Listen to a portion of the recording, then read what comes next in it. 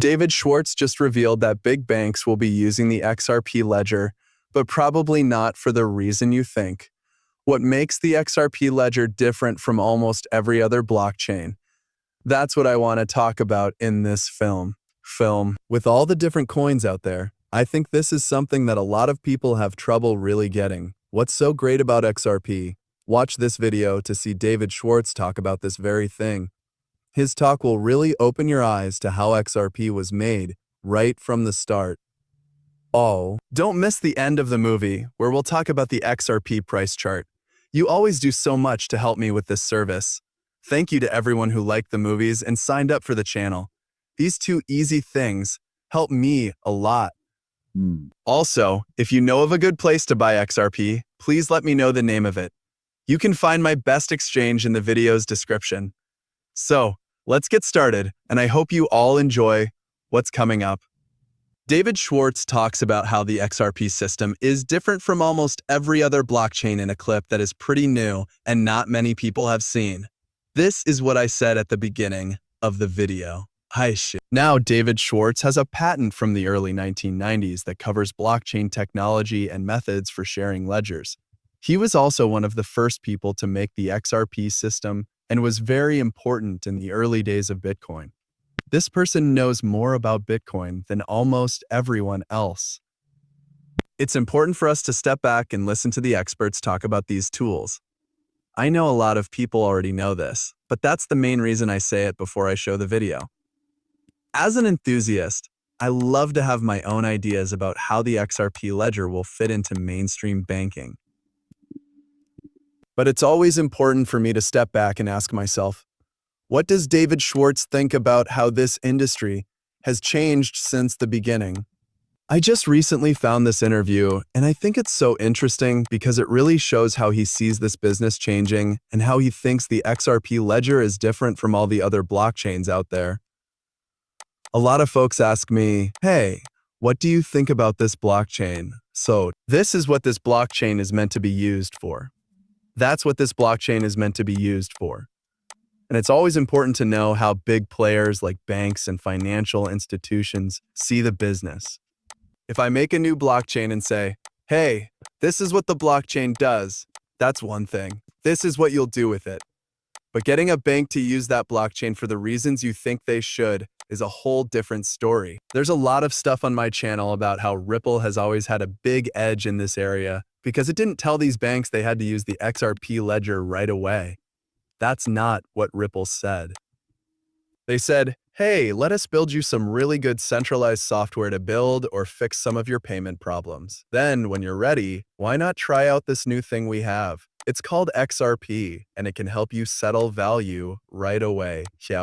If the payments you're making are just text messages, take them to the next level by adding settlement as well. This turns a normal payment from a year ago into a real change in value and a final repayment. Now Ripple has worked with these banks since the beginning because they didn't force them to use something they weren't ready for yet. Ripple told them, let us know what's wrong. Tell us what you need. Let us figure out how to make the best product for you that will solve all of your problems. These are some things that not many people have paid attention to. They believe that if they make a good blockchain, everyone will use it.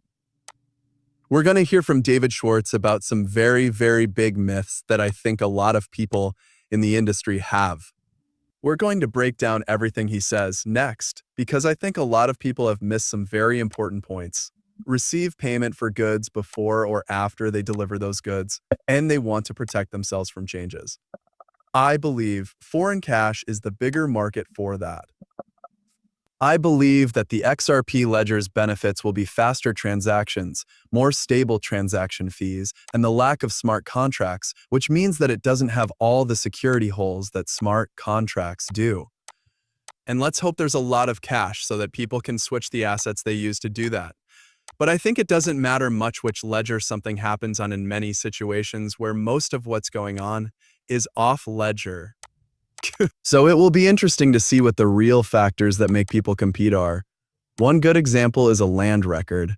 For the time being, a land register probably won't have much to do with other things on the ledger. From the registry's point of view, It doesn't really matter what record it's on. Because of this, I don't know what will drive them. I hope that deals will be cheap and easy to plan. Then you won't have to handle or keep up with smart contracts, which means better wallet integration. Yes, history is pretty clear. Again, it's hard to say because little things will keep making a difference. When you use those things, auditability is going to be very important in many of them. Lastly, most blockchains are very clear and easy to hear, but some are harder to understand.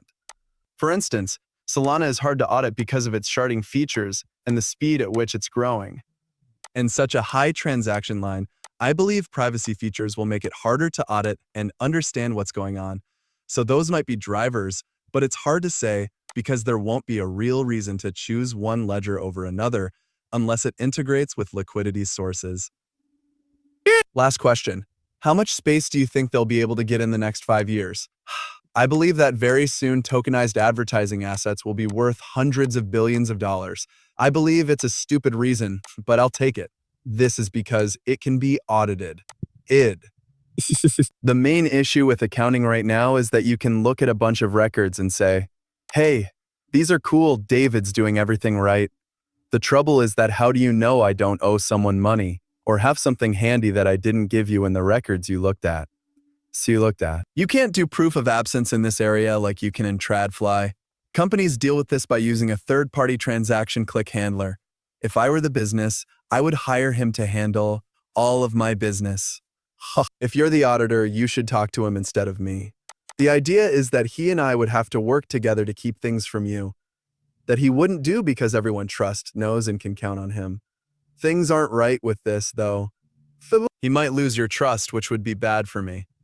The other one is that I'm giving him a lot of money. And in this business, the profit margins are very, very small. So competitive that a few small things that are done differently and me having to do everything for him are a huge trap. If he screws up, I won't be able to serve my customers and he'll charge a lot of money because his reputation is at risk. This probably goes away totally. On most platforms, putting up proof of absence on a blockchain is easy. On the XF ledger, it's easy to show that my total risk is this much. Tsuki. You can do that over and over, right? You or an inspector can send him a request. If you do, I'll get a bill for everything he has to do to ads, right? You can't keep auditing him either, or he'll get very angry, right? But you can keep checking blockchains. You don't have to use a third party to hide your activities and build up your credit score with auditors. Believe it or not, that's going to be the main thing.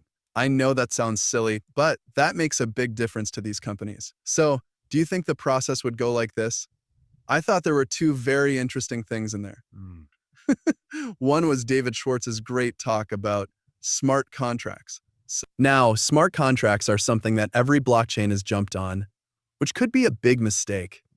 A very clear picture is painted there by David Schwartz of how smart contracts can be very bad for any financial institution that wants to use them. That's because they don't want to have to keep up with a smart contract that could instantly destroy everything they're doing. A lot of people can hack into smart contracts, and they can also fail. It's scary to think that a smart contract hack could destroy a business that has a lot of money and investments from different clients.